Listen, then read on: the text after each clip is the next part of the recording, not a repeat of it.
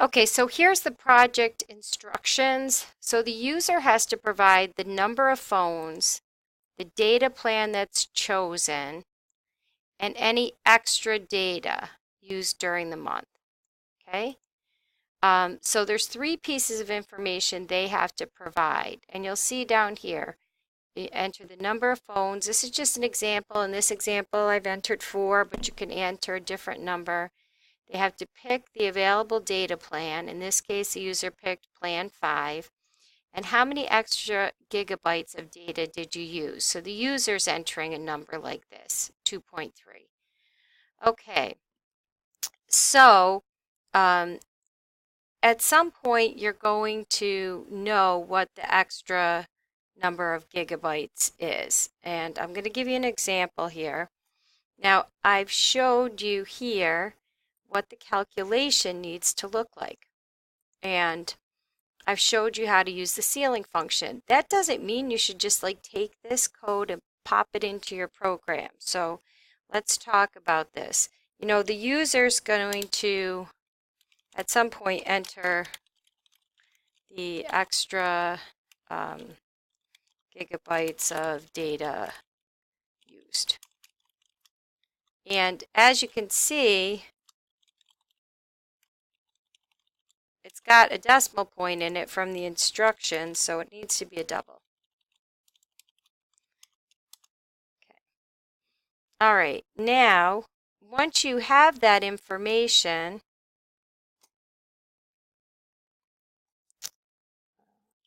it'll be $15 for the first gigabyte and 10 for additional gigabytes. But these additional gigabytes are rounded up. So if the user entered 0.8, they'll be charged for 1. 1.2, they'll be charged for 2. I entered 2.3, you know, down here, they'll be charged for 3.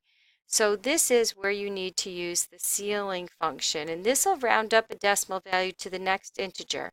It doesn't just round where appropriate, like 2.7 would be rounded to 3, but it rounds everything. So 2.1 would be rounded to 3, and that's what you're trying to do.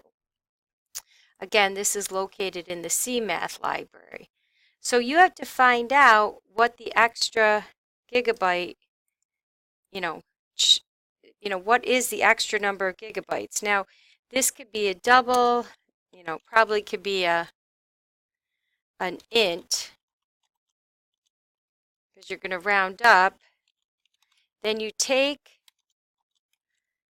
the extra that was entered by the user and you use the ceiling function on it.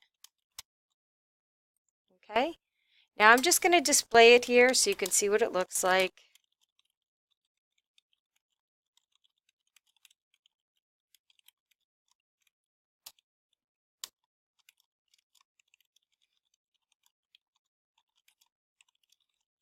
You don't have to display, you have to follow the instructions. I'm just trying to show you what happens. So if I run this,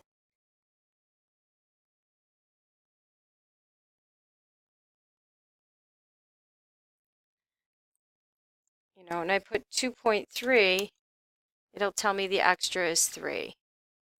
If I run it and I enter 0.8, it'll tell me the extra amount is 1. So this is correct. So now this is the number that you need to do the calculation. Okay. From this extra, it's going to be $15 for the first gigabyte and $10 for every additional one. So you have to look at what extra gigabyte gets calculated as.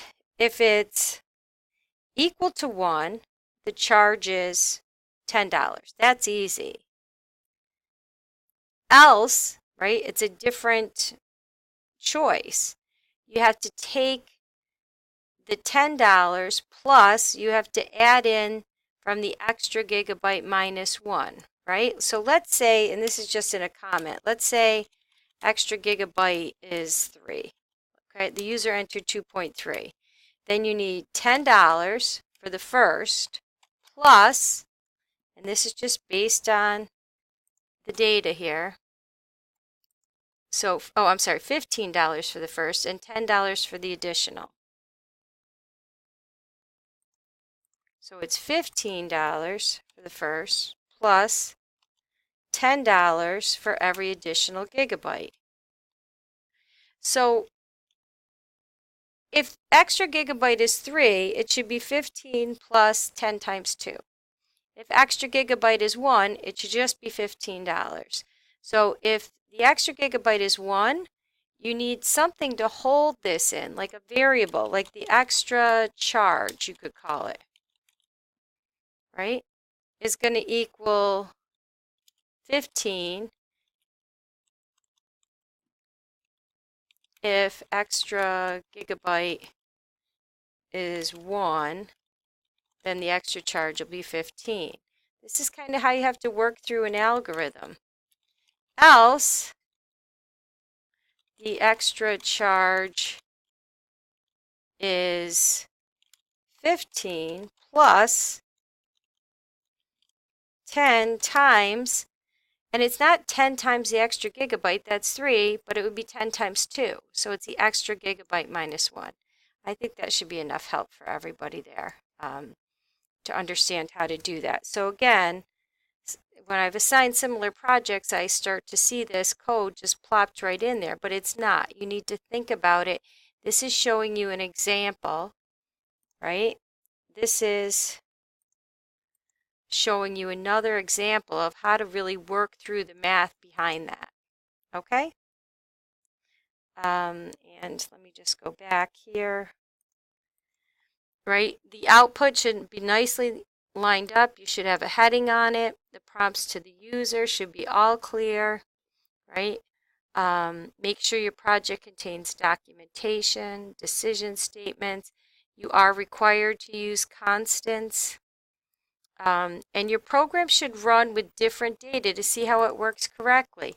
Like enter 0. That might be another thing you have to think about in your if statement. If the extra gigabyte 0, then the extra charge should be 0. So do that. Do it where it's exactly 1. Do it when it's more than 1 and see if it works all the time.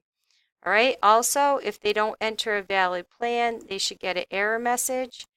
And this is what your program should look like. Okay, so hopefully that'll help as you begin your work on Project 4.